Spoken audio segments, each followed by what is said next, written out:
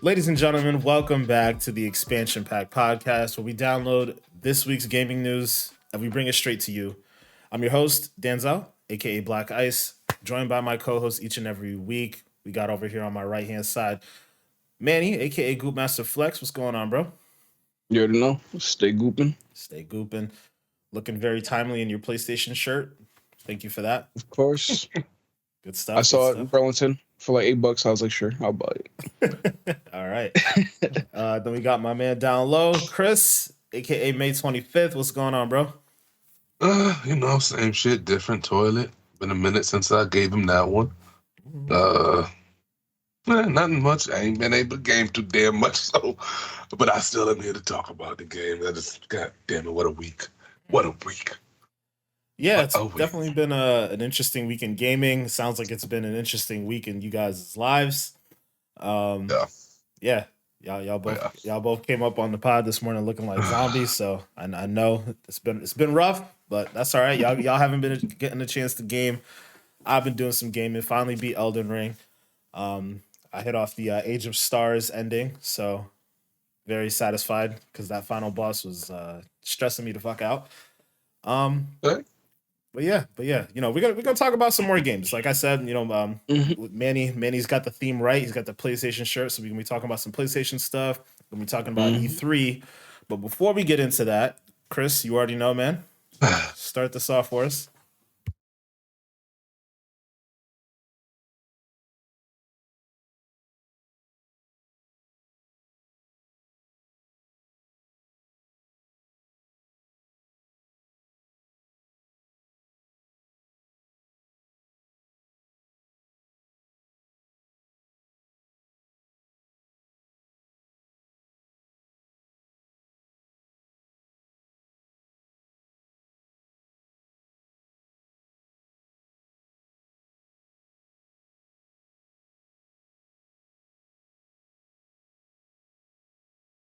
So for me, my answer would be, honestly, I was going to single out 2K basketball, but I just think in general with 2K, just especially after this like wrestling game that's come out or whatever,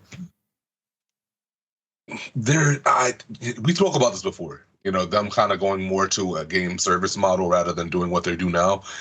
And every year that passes, to me, that shit just hits me in the head more and more and more and more. Like even with the last 2K, I bought it. It's cool for a couple weeks, and then I put it down, and it's like hard for me to like feel motivated to want to go back into it. And I was like, damn, this game is cool, but I still kind of find it midish. It's not like outstanding or anything like that to me. It's like it's okay.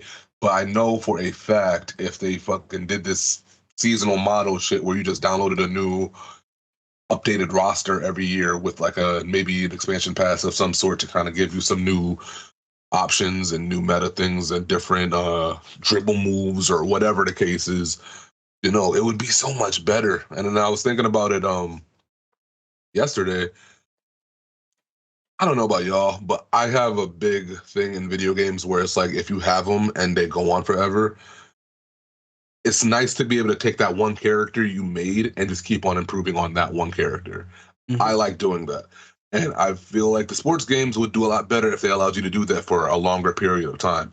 At least for me, because I think another part of the burnout with me with 2K is the fact that I hate having to redo the same kind of story constantly, but they just kind of tweak little parts about it to make a little difference so that way it doesn't feel the same. But in all actuality, I'm kind of doing the same shit every time I buy the game. Rather than I got this guy I've been working on for like 2, 3 years. And his shit was kind of trash at first, but now I got his back. His hop step is looking kind of better now. You know what I'm saying? Like this is my guy that I put work into. To me, that works so much better. Like I would love that so much more to know that like yo, this is my dude I've had for like 3, 4 years. Yeah, he was trash, but now this dude's nice. I put the time in, I put the work in, and it just works. Like I think if they just stopped doing this yearly release shit, man, it would really, really take the games from like here for me and push them way higher. And that's not even me talking about the actual gameplay mechanics and stuff that I kind of think that they could work on. That's one thing, but to me, that's way lesser of an issue than how these games are being like given to us nowadays, man. I just don't see the point in this yearly release shit no more. In the same sense as I don't see it as a thing for a COD anymore. I don't think any of these games really truly benefit from yearly releases. And I think more games should be hopping on this seasonal pass model. And I don't get how sports games don't do it. I mean, literally every year is called a new season in real life. like, why are y'all not doing this? It doesn't make sense to me. So I don't know. I think that's the thing that would take 2K games and any sports games for that matter from the mid tier to top tier. Because it kills me how they do it now, man. I don't even have time to like sink my teeth into the games to me. And then on top of it, then when some of the things start feeling samey or whatever, it's just a hard recipe for me to like want to play day in and day out, you know? I don't know. But that's just me. That's my pick. I feel you on the story aspect of it, because I feel like that's the least favorite part for me with like my career is like I don't want to have to go get drafted again and do all the same every year, bro. Like, oh, I'm a rookie again. Like I don't care about any of that. But I feel like the real meat and potatoes of that mode, or like my player in general, is playing online and like building your character up and getting it to 99 and all this other stuff. How do you think they would resolve that? Right, like do you make getting leveled up harder so that you can't just be 99 for forever? Because I think that's what they would have to do. I really do. I think it would be a much more, not saying that like you leveling up your character in individual stats and shit like that would take forever, because you don't necessarily need to do that. But I would say making the actual overall levels harder to go up, I would do. And then also the badges, I would definitely make a lot of that shit probably a little bit more harder to get as well. So that way it's a little bit more of something you're working on rather than I could sit here for like 10, 20 hours and bang it out and I got everything I need and never have to do anything ever again. You know, there's got to be something, or maybe you even make the badges temporary. You know what I mean? Like they're like a thing almost like the Gatorade packs where you drink them and they're good for a couple games and then you got to re-earn it. There's got to be something that they can do to make you keep playing the game rather than you just earn everything, you got it all, you play for the year, and then you got to lose everything again and start right back where you were every single year. You know what I mean? Like, there's got to be something better than that. I feel like the problem with that, though, is like, all right, so like when you're playing 2K, you know what I'm saying? You create your character and everything like that. You grind, you got this 99 overall build and everything like that, and you're done. I feel like the problem with that is when you're done, it's just like, you know, what is there else to do? You know, you got whatever season rewards, but that's it. Like, I know a lot of people do make a lot of builds and everything like that, which is nice, but like, you know, it's not something that like keep players on the game forever. That's why, I can understand why every year you got to create a new character, start over. I feel like maybe there should be an option to carry on, like maybe for like my career for like seasons, for like, you know, maybe to build like at least one character's legacy, or maybe just like reset, like, you know, have your character like that overall for like my career, but then like the multiplayer aspect, maybe just like reset it just for the simple fact that like, you know, I guess to keep the replayability for like yearly. Yeah, I feel like, just to answer the thing that you mentioned about like getting your character, you know, to a certain point or whatever, I feel like the thing that keeps me coming back is like the competitive nature of winning.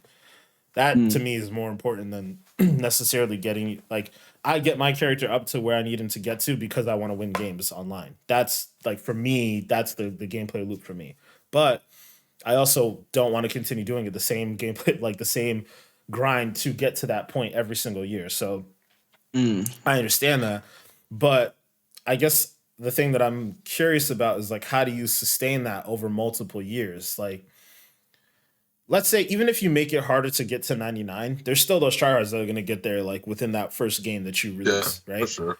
So now are you like, I don't know, does it make everything unbalanced because you've designed it where this should be like the way you play the game for multiple years, but there's like all these people who are fucking super tryhard and are on 99s already, and then like you're like, let's say you're like an 85 or a 90 or whatever, like I guess you would have to work on heavily matchmaking for like the rec center and all those different things. Like, I don't know. I feel like there's enough in these games that to make me keep wanting to play within 1 year, but it's that initial like, okay, now a new one's out and I have to do all this shit over again. That's the part that kills me because I don't know. I hate like and in most games except for last year, but in most situations you have to play through like a certain point of the story before you can actually go Yeah. off and start playing Rex and all that stuff. And Yeah. that's the thing that really annoys me because I don't know, like if you pulled out all the incentive to play the my career portion of it and you were just in the park or in the city or whatever and that's all you had to do to build your character up, I guess I'd be okay with having to reduce some portions of it year over year because there is enough change sometimes, but I don't know, it still sucks because it's like, all right, I gotta leave this character behind. Like, I have this 99, I gotta leave him behind again, and then I'm still paying $60 again to do the same grind over again. It's tricky. So I feel like let me ask y'all. maybe, Oh, my bad, Manny. Go ahead. no, I was gonna say maybe a way to compensate, like for it not to be like everybody just sitting at a 99 overall like constantly. And I know it's like it could be exploding and everything like that, but maybe try something new instead of like. The only thing is like like this idea is probably like a good idea, but like the problem with it is like you probably can't really monetize it as much as you'd want to as a company that needs to profit off of it somehow. But like dynamically like change the characters overall depending on the way they what is it called perform, because like it would be unfair like kind of like yearly when you just like maybe like, oh, I tried the game last season but like this season I feel like it's probably a good way to start, and the next thing you just got like a bunch of demigod 99 overalls. Like if you're playing the game and you're just chucking up threes with a 993 overall but missing all of them somehow, you should maybe like earn those either badges back that you lost and everything like that, or like maybe drop an overall a little bit just like show that you're on a coach streak. Yeah, something like that to kind of like dynamically make the game a little bit more interesting instead of just like, all right, my guys just overall I'm good, that's it. You know what I'm saying? Yeah, I feel like that this is a core thing that they need to fix in general. And it's the idea like you should be penalized way more for not playing like actual basketball.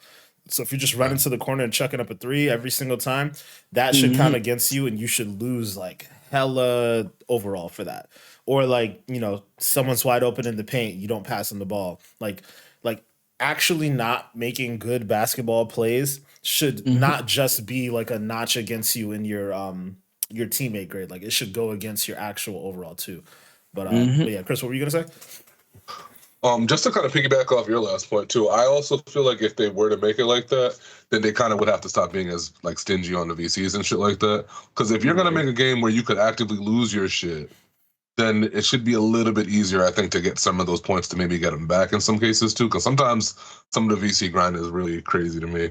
But to piggyback off of what you said, Manny, I agree with the whole dynamic leveling and having it be like that. Because I was also going to say one thing I think that could also really work in this game is I don't understand why they don't take real life awards and apply them to like an online leaderboard in the game. So, for example, say you have everybody who plays 2K on a leaderboard and you're looking for the guy who literally plays the best defense in the whole season, and you give him the 2K Defensive Player of the Year award, and then you tie some actual good incentive to whatever it is.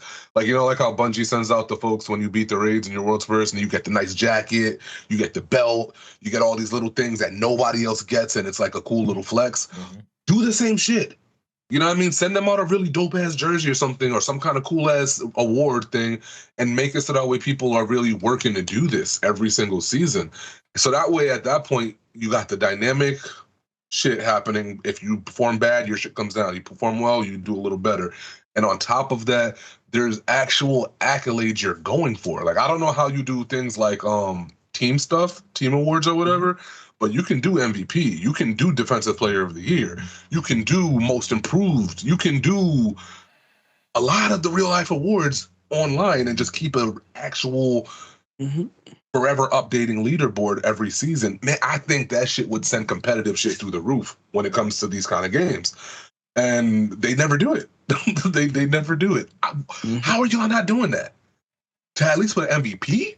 Even if y'all didn't want to do the other ones, I don't get how y'all don't do MVP. The best player in 2K that year out of everybody gets this cool ass shit. Why not? I mean, I can see why, because it's kind of hard to pinpoint one person and like be No, the it ain't. You best. got the You can stats. definitely do statistics. Like if You you got look the at like stats. points scored, you look at steals, you look. I think you could do that. But I mean, they do the legend thing, right? Like the first person to get to 99, they get like a plaque on the wall, and like they have. It's not MVP, but like they have a thing like that. So if you could do that, you can take the extra Yeah. steps to like figure out who the MVP is. I think you could definitely figure that out. Mm-hmm. But yeah, we gotta move on though. We gotta move on. All right, So no, it's all sorry. good. That was a good discussion though. But Manny, what was your answer? We're about to have a whole episode talking about 2K. Nah, I was gonna say one game that I think would have been perfect. Uh, Personally, is Metal Gear Solid 5. It's sad that like the game didn't really have like a complete story just because the whole situation with Kojima and a little like disagreeing with everybody in the party, so they just kind of rushed to release the game. Mhm. I think the game, like gameplay wise, is perfect. The mechanics are really great, and like I feel like ahead of its time for when it was released. Like just the way like something's handled, like the way like enemies were to like adapt to how you like go out and about. Like if you were to get like a lot of headshots on kills and everything like that, they'll start to wear more protective helmets. Or if like you do like a lot of sneaky kills or whatever, etc., they like adapt to you. And like I really like how that game was just like ahead of its time. But like I said, like the story just felt incomplete. You just get to a certain point and you're just like, that's it. And you feel like there's more to it. But yeah, I think if that game had a more of a complete story, it definitely would be like perfect. Okay. Oh. All right. I don't know how to feel about that one. I don't know. Like Yeah, I never beat thinking that. about it. I got pretty far, but I didn't beat it. Yeah, I got pretty far too. I feel like it was. I get what you're saying. Like there are certain things that could have made that game greater, but like it was above good. But at the same time, it wasn't like S tier. yeah, like the rest of the Metal Gears that I played. Like Yeah. it was Well, like I said, I think if it had that complete story, it definitely would have been the S tier, definitely. okay. That's fair. Because the Yeah. mechanics and all that you thought was already on point. It's just literally. Oh yeah, the mechanics definitely were on point. Like for like a tactical espionage game at that time, like the shit you could do was like mind blowing. Yeah. Okay. All right. I'm picking something that's a little bit more recent, very recent actually. I'm gonna go with Dying Light 2. I feel like the game Okay. is it's okay. It's fine. It's not great. It could have been better if the story was I don't know a little bit tighter. The game was less buggy. That would have gone a very long way. Um, I don't know. There's just something about the game. There's like an extra piece of the game that I can't necessarily pinpoint that I feel like is missing from making it like, oh my God, like I'm enjoying like exploring and doing all these different things. Like so the best thing I can explain is so when I play Elden Ring, and you guys may not have had this experience because you haven't gotten as far as I have, but Elden Ring, like there's this sense of like mystery to the game and it's an absolutely massive world and I just want to continue like I beat the game already and I still want to continue going. I'm gonna do New Game Plus to like go back in and play some more. And I feel like I've scoured every portion of the game because I fought every boss. I like even went back and looked at like a wiki to see, if there's some secrets and things like that that I missed. I didn't miss anything. Because I really like went through systematically and like went to every crevice of that game. So when I think about another open world game like Dying Light, and it's interesting that they were just like I essentially played them back to back, so like the contrast is so real for me. I don't want to explore anything in Dying Light. Like nothing feels particularly interesting. Like they nailed the parkour mechanics, like running around, running on buildings, jumping from here to there. Shit is great. The combat is okay. It's good. It could be better. But like when you put it all together in like a package, I don't know, it's just not enough. It's like this is fine. This is a decent game. Um, I don't regret spending money on it, but it just could have been so much better. So much better. Yeah, I do low key because I just played it and like I don't know. I feel like I lost interest so fast in the game. It just kind of felt stale in my opinion when I first played it. But Yeah. yeah, Like weapons, like getting the different weapons. I don't know. I didn't feel like particularly incentivized like it's kind of like a looter in a sense where you get certain weapons that are more powerful, you get legendary weapons, epic weapons, so on and so forth. And like the weapons break down super quick, even like the higher tier weapons. Like I don't know, just when you put all of that together, it was just like, Yeah. on to the next one. So yeah. Dying Light 2. It was all right, but it could have been so much better. And it's like they took so long for it to come out too. So like what? Yeah. It is what it is. It's not the L of the year, yo. It's not like an L of the year type of candidate, but it's just like this should have been more. But it wasn't. Yeah. Yeah. All right, guys. Well, that's it for the icebreaker. Chris, thank you for that one this week. Especially your answer. Definitely. We still got a lot more to talk about on that one. We should I dedicate really an do feel like episode. we should do that. We should dedicate another God episode. damn it. But yeah, let's get into the topics. Like I said, we only got two major topics for this week. Starting off with E3. So this year, E3 2022, we had already been told that the physical event wasn't going to happen due to Omicron, and even now it seems like there might be like a slight COVID resurgence happening in Europe, so that could make its way over here. But they officially announced that there will be no digital event either. So no E3 2022 in any form, physical or digital. Absolutely heartbreaking. I'll actually read you guys the statement that they prepared here real quick. Okay, so they had an official statement about next year, which we can talk about in a moment. But they say we will devote all our energy and resources to delivering a revitalized physical and digital E3 experience next summer. Stop me if you've heard that before. Whether enjoyed from the show floor or your favorite device, the 2023 showcase will bring the community, media, and industry back together in a new or all new format and interactive experience. We look forward to presenting E3 to fans around the world live from Los Angeles in 2023. You know what? I'm going to just let y'all start off this one. Chris, you seem to have the most visceral reaction to this whole thing, so I'm going to get your take first, man. Man, I'm just still hurt. And it's been over a year probably since, right? Has it been over a year since we were supposed to go? Oh, yeah, definitely. It's about to be almost two, right? Yeah, okay. 2 years. And I'm still, the wound is still fresh. Never really quite got over it. And then so the thing that hurts even worse is that like every year since then, it's almost like you're holding out hope that, all right, can we go this year? Nope. Okay. Can we go this year? Nope. Okay. Can we go next year? We don't know, but maybe. It's like, okay. And it's like they keep playing with my heartstrings and tugging and doing all this stuff. And it's like, yo, I just want to go to one E3. I don't need to go to all of them. I just want to go to one. And then now they're taking it away. Like, if I'm not joking any, if I'm being serious, I think the only reason why it's going down like this, they've already said, they're putting the resources into next year. It doesn't make sense for them, I guess, to kind of do how they want to do it this year. But on top of that, I would assume a lot of the, like, devs and stuff are going to try to do maybe some of their own stuff, like third-party-ish or whatever, or first-party, I guess you should say. And maybe after seeing the list of folks who actually wanted to utilize a digital format via E3, it just said, it might have just made more sense to just say, yeah, let's just not do it this year. Because I think a physical event, if that really does happen next year, people will be interested in that because that's a physical event and we haven't had one in quite some time. But these digital ones or whatever, if it didn't seem like you were going to have that crazy of a lineup anyways, I get it. I get why they would have been like, bruh, just take that and put it to next year. And then that also kind of tells me I think they wanted to come back with a vengeance in a sense. I don't think they want it to be, well, it can't be. It can't be the same as it was before just based on proximity things and stuff like that. But on top of that, yeah, I think they want it to be bigger and better than ever. I think when E3 comes back in the physical aspect, I would reckon that particular event, the comeback event, is going to be one of their best ones they've had ever.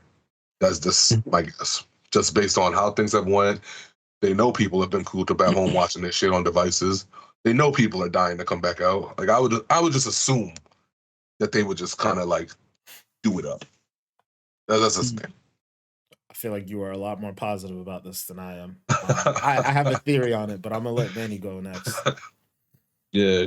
I don't know. I just feel like it's kind of weird. See E3 being canceled this year. Physically and virtually. I don't know. I feel like virtually is just not the same experience you get as physically. So I can understand why you would want to like maybe focus on next year where there's a possibility of having it physically in person. But I also feel like it's also a weird place too because like when you look at it, like a lot of events like sporting events and everything like that, you see their stadiums, they're like almost 100% capacity and everything like that. So it's like I'm sure there could have been a way where they could have kind of like maybe compensated to find a way to be a safer like environment. I understand a lot of people are gonna be touching controllers and everything like that would do with the game boosts and everything like that.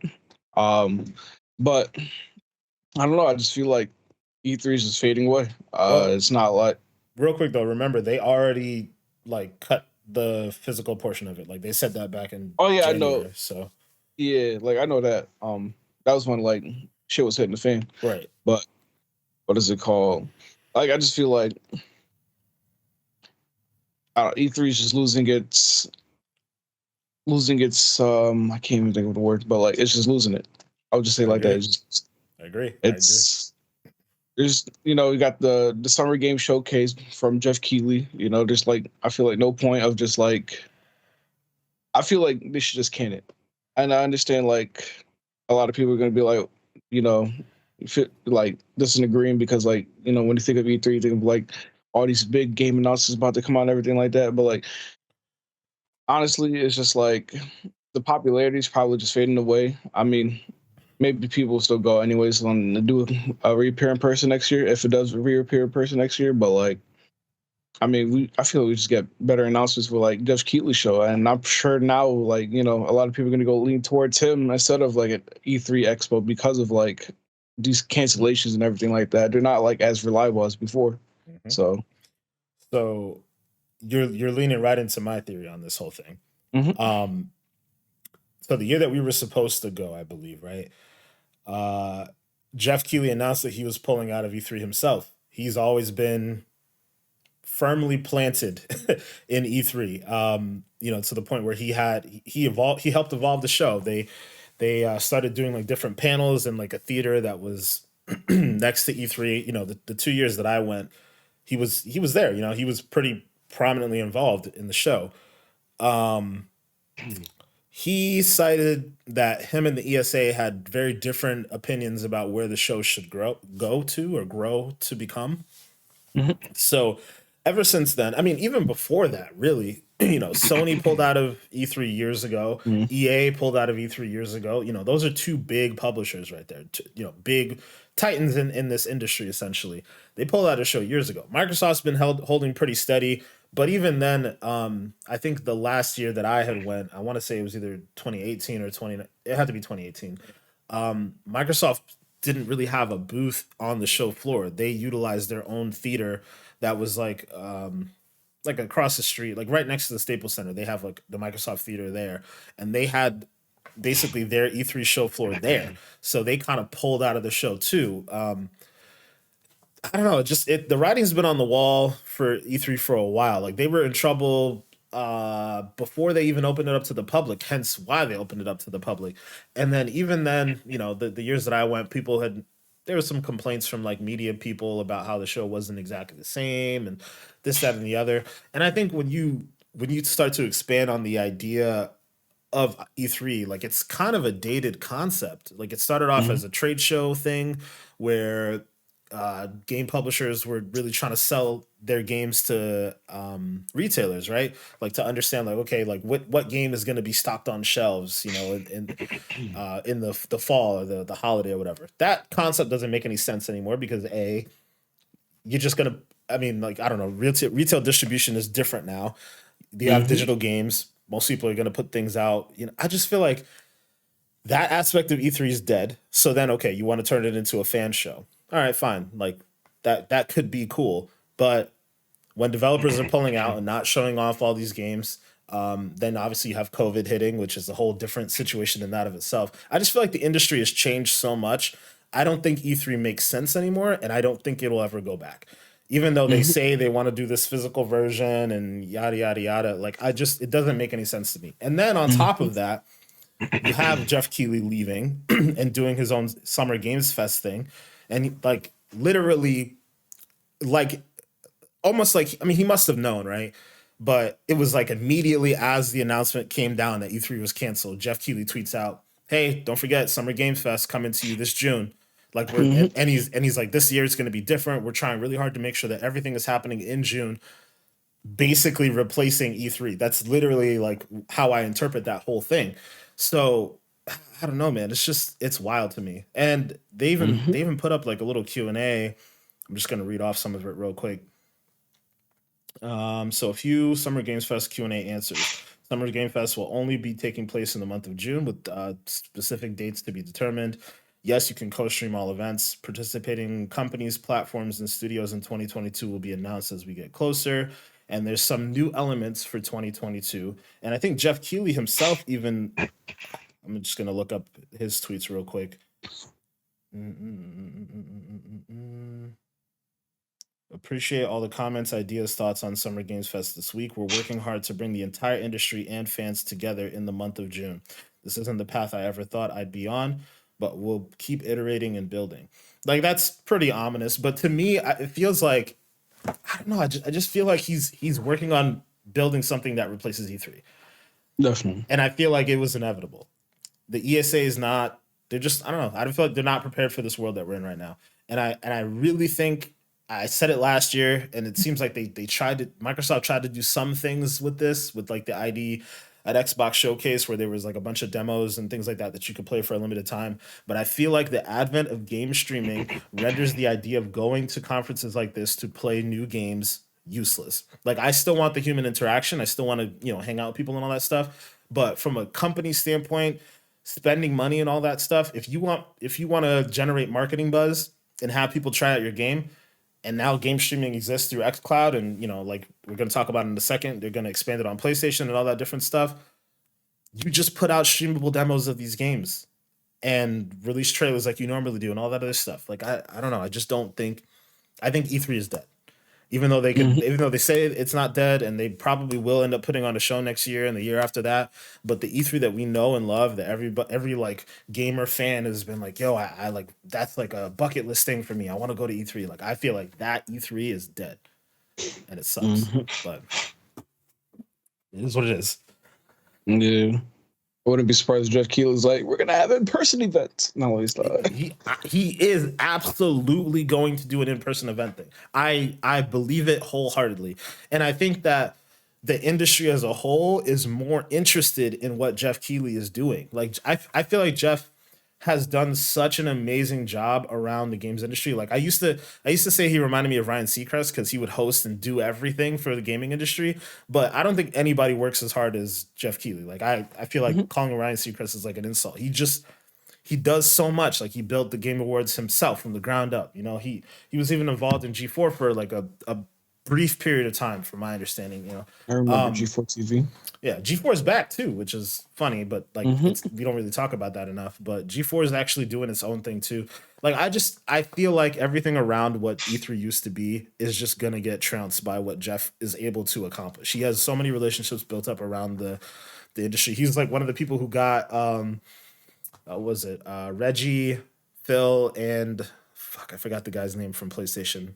It wasn't Jim Ryan, it was the other guy, but he got them all up on stage at the same time, and there's just certain things that Jeff can get to happen that I don't feel like anyone else in the industry can make happen. So if he's going to be putting on a replacement to E3, I think people are really going to pay attention, and you're going to see way bigger announcements at what Jeff's doing compared to what E3 is doing. And I think you saw that last year too, right? Like, Elden Ring was like on stage for him, and it was nowhere in the E3 digital event that came about. So I don't know, man. I think it's dead for sure.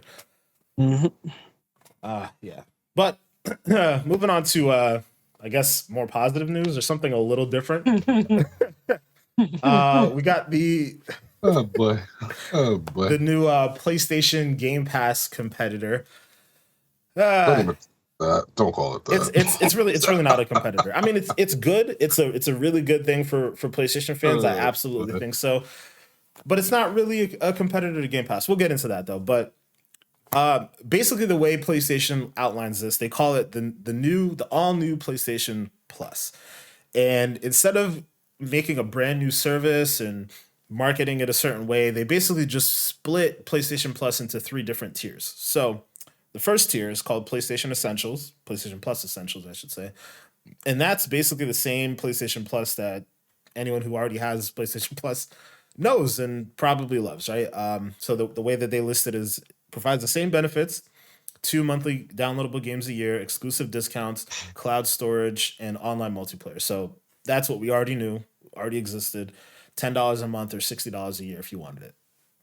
So now we're getting into the new stuff, the Game Pass adjacent stuff. So you got PlayStation Plus Extras, which personally I think is the one I'm going to be leaning towards, but it provides all the benefits of the essential tier. It adds a catalog of up to 400 of the most enjoyable PlayStation 4 and PlayStation 5 games, including blockbuster hits from our PlayStation Studios catalog and third party partners. So all those games are downloadable to play. So that's going to be $15 a month or $100 a year. So that's like in line with Game Pass Ultimate pricing, I believe. So, okay, sounds good. PlayStation Plus Premium now is the highest tier. So it's going to have all the benefits that I outlined from the previous two. And then it's going to add up to 340 additional games, including PS3 games available via cloud streaming, a catalog of beloved classic games available in both streaming and download options from the original PlayStation, PlayStation 2, and PSP generations. It's going to offer cloud streaming access for the original PlayStation, basically all the old PlayStation games I just mentioned. Let's see.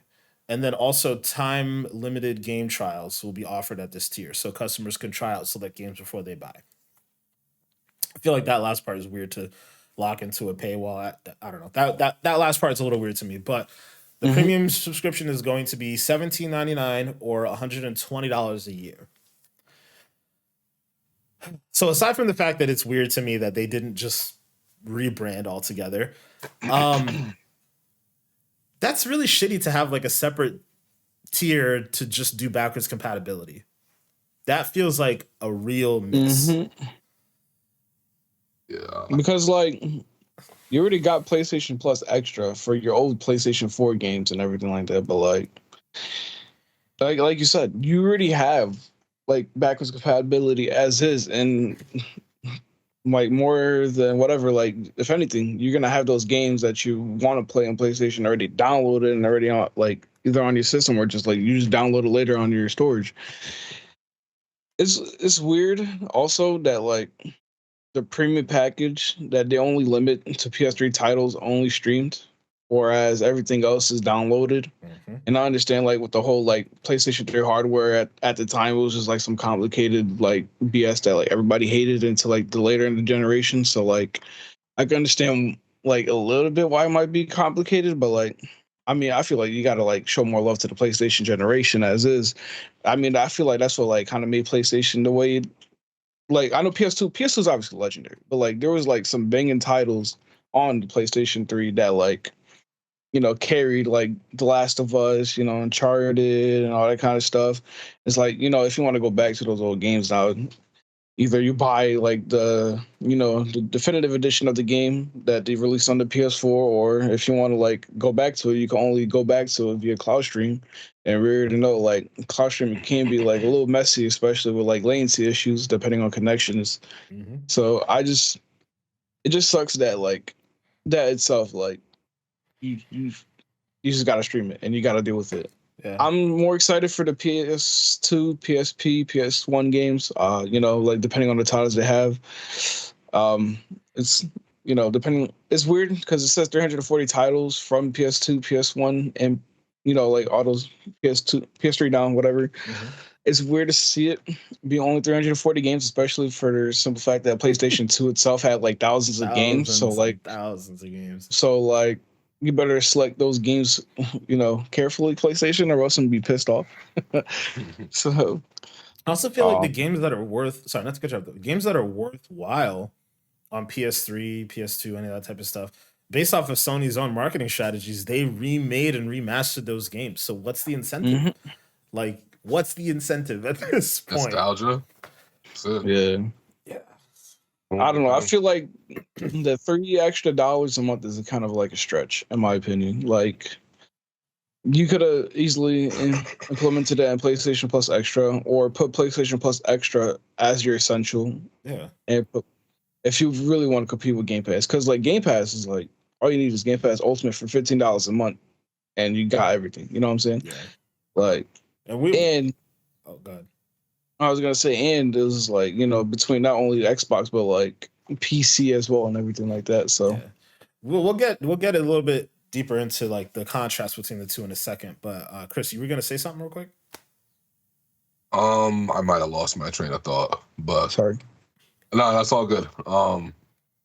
Overall, yeah, I don't know. For me personally, this is more of an L, I think, for me than I guess you guys, because I personally don't necessarily care to play anything that's older than PS3 or Xbox 360. I think I want to say.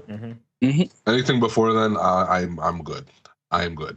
I realized that those old ass games, I don't want to sit there and fudge around with those old mechanics and old buttons, and I don't like it. It's not fun for me. I'm totally 100% here for remasters and remakes. I don't know. Like, I know other people really get off on a nostalgia trip sometimes, and they like being able to go back and be put back in the same seat that they used to sit in when they were a kid.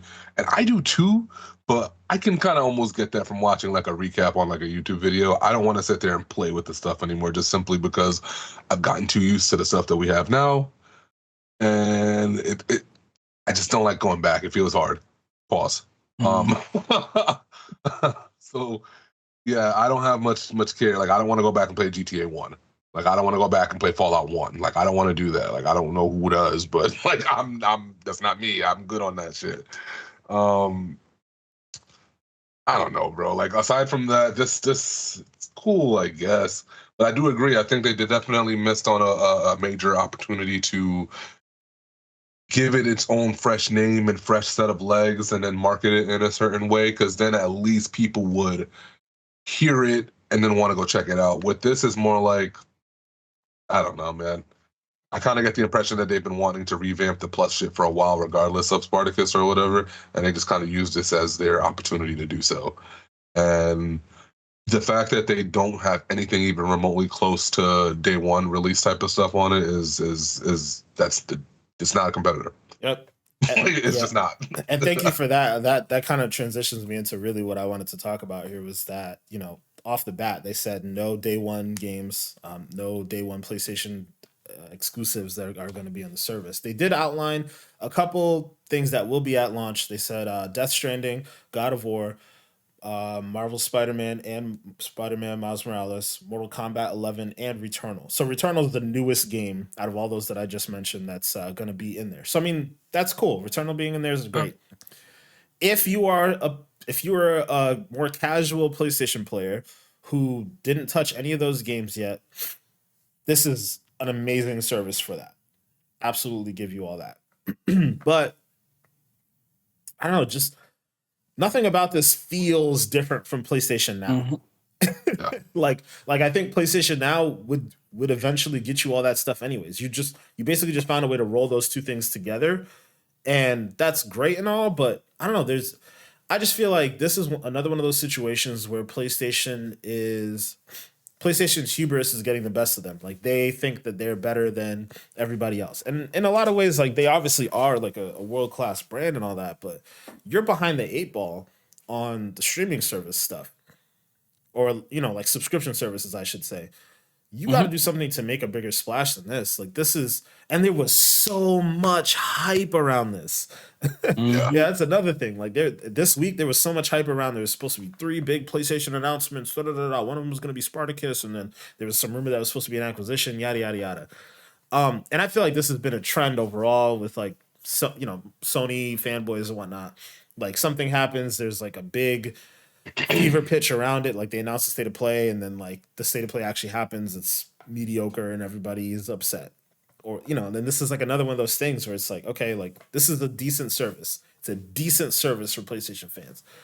but it's meh. Like the no day one games thing is huge alone. Yep. Like you can't even. It's not even close to being a competitive Game Pass. And we'll see if they're able to get certain publishers to launch brand new games in there. It's possible that they may. But I don't know. Just off the bat, man, this is just a bad first attempt, in my opinion, to come for the crown. Yeah, and even Jim Ryan said, he was like, "Yeah, I don't see this being beneficial for releasing our first party games day one." Yeah, like that's a bad look. That's you why shouldn't would even you say that. You should be like, you shouldn't, just diminish it or whatever immediately. You shouldn't just avoid that. So you gotta have people at least, tease them a little, thinking that it might be in the future. But right, exactly. But to come right out and say like That we think it hurts. Yeah, I think what he say exactly. It hurts the quality of our games if we're gonna put first party games in the service day and date, which is stupid. It's absolutely stupid. Because if you come correct with this and you do it the right way, you have all these like millions of PlayStation owners out there. You gotta like, I don't know, man. Like the we talked about this before, but the casual, like the average PlayStation user is much more casual than the average Xbox user, right? So you're a little less likely to buy all the games. You probably buy like Call of Duty. You buy maybe one of the bigger PlayStation games that comes out. Like God of War is like kind of one of those things that has such mass appeal that most people will buy that, but they won't necessarily buy Returnal. They won't necessarily buy Ghost of Tsushima off the bat. Like do something for like that demographic and just put that out there. Like Game Pass is killing it, man. Like what did we get in January? It was 25 million subscribers. At this point, they've got to be over that. They've got to be at least 30, 35, right?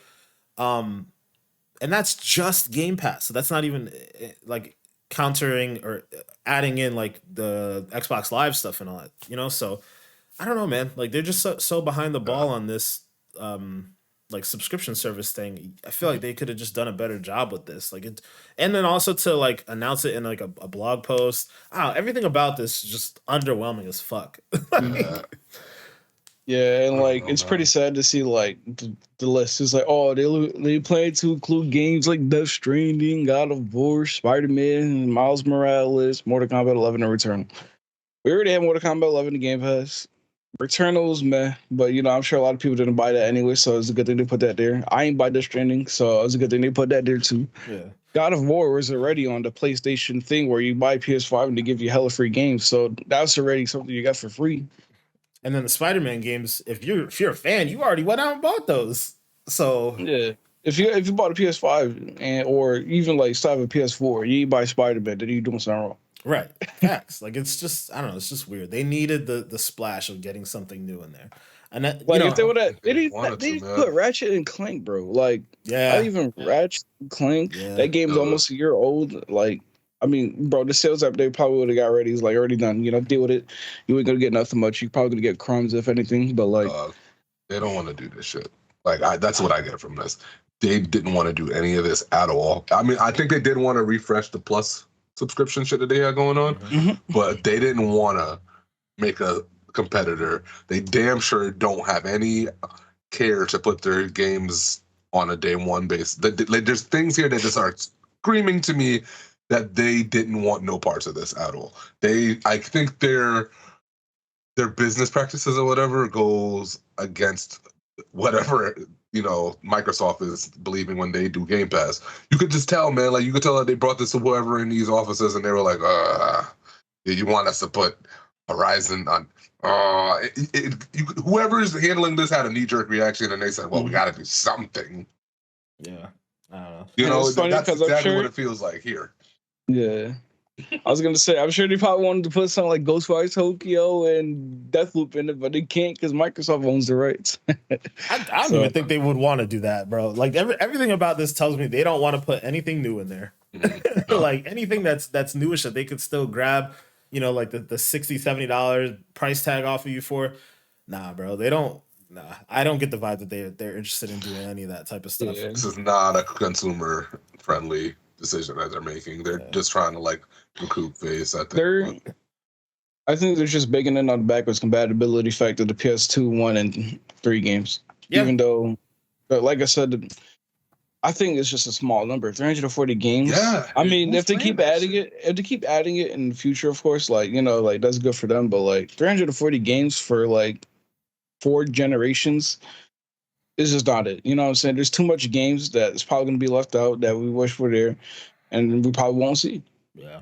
Like, I don't know, man. I think the other thing that bothers me too about this, like again, like I mentioned, the presentation of this all is bad, but mhm, putting it in a blog post, there's no like showcase to really talk more about the games that are going to be in there.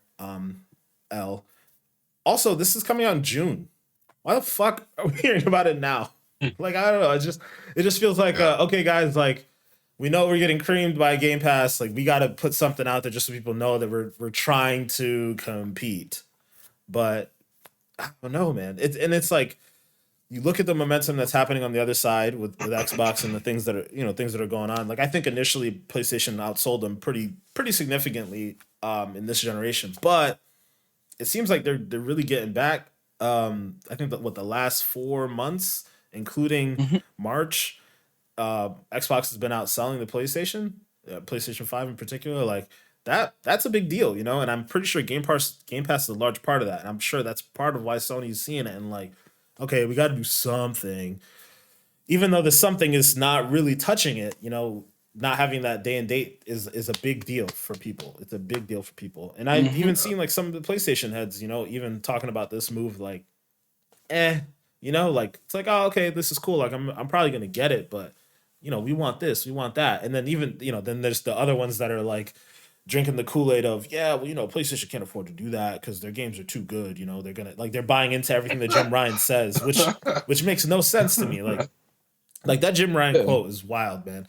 Like it just doesn't make any sense to me, man. All, all I Oh. gotta say is thanks for the trials because I'm gonna play the game, and be like, it's not worth Here's it. the thing though. If it's and I feel like this is another missed opportunity. Like be clear about what trials we're talking about. Because if you came out and said, okay, this subscription service allows you to play trials of new first party PlayStation games, that's a different story and it makes it look a little bit more appealing.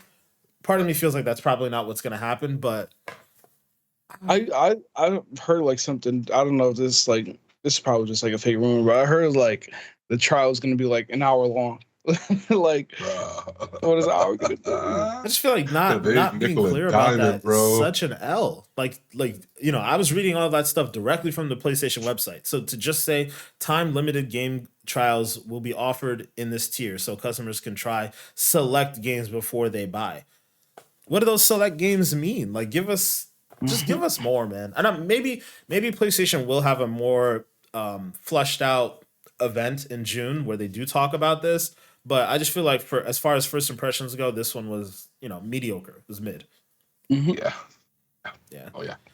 Well, you guys have anything else to add? I mean, I think this is we kind of trashed this one to death. So I think I it's a mean, good place to shit. leave it. Yeah. I'm down. Like I said, I'm willing to try it. I'm probably gonna get the highest tier, but I'm not gonna do the year. I'm not gonna buy the yearly subscription until I see what I'm signing up. So Mhm. I'll like do like 1 month and see if it's worth it. If not, then I don't know if I'll be. Yeah. Here's another thing too, right? How are they going to handle this thing where people have PlayStation Plus and PlayStation Now? Hmm. Like Xbox did an amazing job about, hey, if you have Xbox Live and you have Xbox Game Pass or whatever, like there's ways that you can convert the subscription into Game Pass Ultimate and Hmm. extend your subscription, like they were doing the dollar deal and like they had all types of crazy stuff to really help the growth of Game Pass. Like Xbox and Microsoft went all in on that. What's Sony gonna do?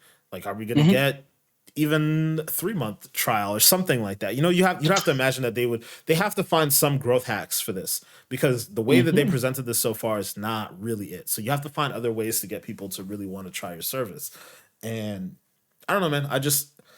Are we gonna be getting like is Capcom gonna be in here? Are we gonna be getting the Resident Evil games in there? Like the games that are gonna be in there really, really matter. And right now, I don't have enough faith in this beyond the fact that it's probably just gonna be the same stuff that's in PlayStation now. And it's like, all right, I need more than that. I need you guys to let me know what I can expect, what quality of games I can expect in the service. And I don't know. I don't have a good understanding of that. But again, we'll see. We'll see. Yeah, I guess so. We shall see. Yeah. All right, guys. I think this is definitely a good place to cap it here. We're not gonna do the little social media exit that we normally do because if you guys are watching us on YouTube, our social media stuff is right there. It's right underneath our names. You got Black It Ice, you got is. Goop, you got May 25th. Make sure to check us out. But I will say, check out the Expansion Pack podcast social media stuff at XPack Pod on Twitter. We've been posting pretty consistently there, so that's good. We got TikTok, we got Instagram. Make sure to check us out. Thank you guys again for watching. We'll see you guys next week. Peace.